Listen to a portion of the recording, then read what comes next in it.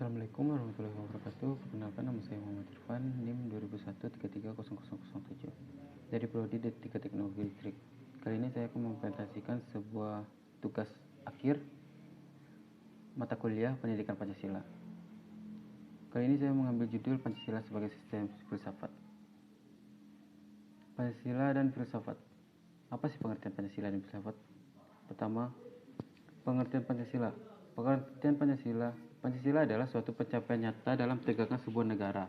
Hukum, permasalahan hukum dan tidak terstruktur konstruksi hukum akan terjadi jika tidak ada Pancasila sebagai dasar filsafat negara dan filsafat hidup bangsa. Pancasila adalah suatu sistem nilai yang cukup utuh. Oleh karena itu, sebagai suatu dasar filsafat, maka sila-sila Pancasila merupakan kesatuan yang membulat, suatu susunan hal di mana hal-hal tersebut dikemukakan sebagai berada di atas, bawah, atau pada tingkat yang sama dengan yang lainnya dan terstruktur. Pengertian filsafat secara umum adalah suatu kebijaksanaan hukum hidup filosofia untuk memberikan suatu pandangan hidup yang menyeluruh berdasarkan refleksi atas pengalaman hidup maupun pengalaman ilmiah. Filsafat merupakan suatu ilmu pengetahuan karena memiliki logika, metode, dan sistem. Namun, filsafat berbeda dari ilmu-ilmu pengetahuan kehidupan lainnya, oleh karena memiliki objek tersendiri yang sangat luas. Pancasila sebagai sistem filsafat. Pancasila sebagai sistem filsafat. Hakikat filsafat Pancasila. Filsafat berasal dari kata filosofi yang secara etimologis berasal dari philos atau phileian, artinya cinta, dan sophia yang berarti hikmat atau kebijaksanaan. Pancasila sebagai sistem filsafat adalah suatu kesatuan bagian-bagian yang saling berhubungan, saling bekerja sama antara sila yang satu dengan sila yang lain untuk tujuan tertentu, dan secara keseluruhan merupakan suatu kesatuan yang utuh yang mempunyai beberapa inti sila, nilai, dan landasan pendasar. Pancasila sebagai sistem filsafat, di mana nilai-nilai Pancasila yang terkandung di dalamnya adalah hasil dari pemikiran-pemikiran para pejuang kemerdekaan bangsa kita dari dahulu. Dalam penerapannya, Pancasila digunakan sebagai paradigma pembangunan tata hukum nasional. Pancasila merupakan inti dari pembangunan tata hukum nasional dan kesuksesan pembangunan tata hukum tersendiri. Juga dilihat dari beberapa besar akan kesadaran hukum bagi masyarakat itu sendiri. Keterkaitan aspek dalam pembangunan tata hukum bernegara yang harus dijiwai dan diterapkan nilai-nilainya dalam kehidupan berbangsa dan bernegara. Karena Pancasila merupakan aturan atau norma-norma yang tidak bisa dipisahkan dalam berbagai kegiatan penegakan hukum agar sesuai nilai yang terkandung dalam Pancasila. Cerminan dari Pancasila itu sendiri telah tertuang dalam 5 sila, dan sebagai bangsa yang taat hukum negara, kita sudah sepatutnya menerapkannya dalam kehidupan sehari-hari. Objek-objek filsafat Pancasila. Objek filsafat Pancasila ditinjau dari segi objektifnya. Filsafat meliputi hal-hal yang ada atau dianggap dan diyakini ada, seperti manusia, dunia, Tuhan, dan seterusnya. Ruang lingkup objek filsafat. A. Objek material. B. Objek formal. Lebih jauh, C.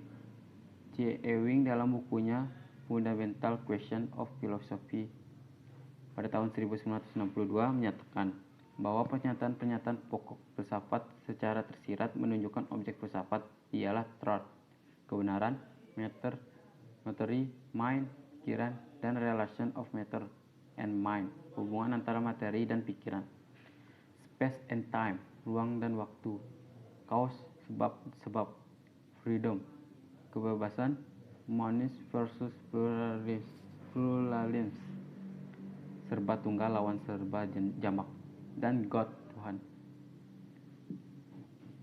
D. Prinsip-prinsip filsafat Pancasila. Pancasila ditinjau dari kausal Aristoteles dapat dijelaskan sebagai berikut. A. Kausa materialis, maksudnya sebab yang berhubungan dengan materi atau bahan. Dalam hal ini, Pancasila digali dari nilai-nilai sosial budaya yang ada dalam bangsa Indonesia sendiri. B. Kausal formalis, maksudnya sebab yang berhubungan dengan bentuknya. Pancasila Pancasila yang ada dalam pembukaan Undang-Undang Dasar 45 memenuhi syarat formal kebenaran formal. C. Kausa efisiensi. Maksudnya kegiatan BPUPKI dan PPKI dalam menyusun dan merumuskan Pancasila menjadi dasar negara Indonesia merdeka. D. Kausa finalis. Maksudnya berhubungan dengan tujuannya. Tujuannya diusulkannya Pancasila sebagai dasar negara Indonesia merdeka. Inti atau esensi sila-sila Pancasila meliputi 1. Ketuhanan, yaitu sebagai kausa prima. 2. Kemanusiaan, yaitu makhluk individu dan makhluk sosial. 3. Kesatuan, yaitu kesatuan memiliki kepribadian sendiri. 4. Kerakyatan, yaitu unsur mutlak negara, harus bekerja sama dan gotong royong. Dan kelima, keadilan, yaitu memberikan keadilan kepada diri sendiri dan orang lain yang menjadi haknya. Penutup. Kesimpulan. Setelah apa saja yang ditulis dapat saya simpulkan, Pancasila merupakan kesatuan yang tidak bisa dipisahkan, karena dalam masing-masing sila tidak bisa ditukar tepat atau dipindah.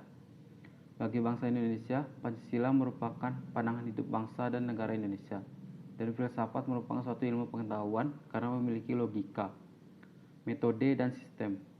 Pancasila dikatakan sebagai filsafat dikarenakan Pancasila merupakan hasil perenungan jiwa yang mendalam yang dilakukan oleh para pendahulu kita, yang kemudian dituangkan dalam suatu sistem yang tepat, di mana Pancasila memiliki hakikatnya sendiri yang terbagi menjadi 5 sesuai dengan kelima sila-silanya tersebut. Baiklah, sekian hasil presentasi saya. Mohon maaf jika terjadi kesalahan dalam perkataan, ucapan. Saya Muhammad Irfan. Terima kasih. Assalamualaikum warahmatullahi wabarakatuh.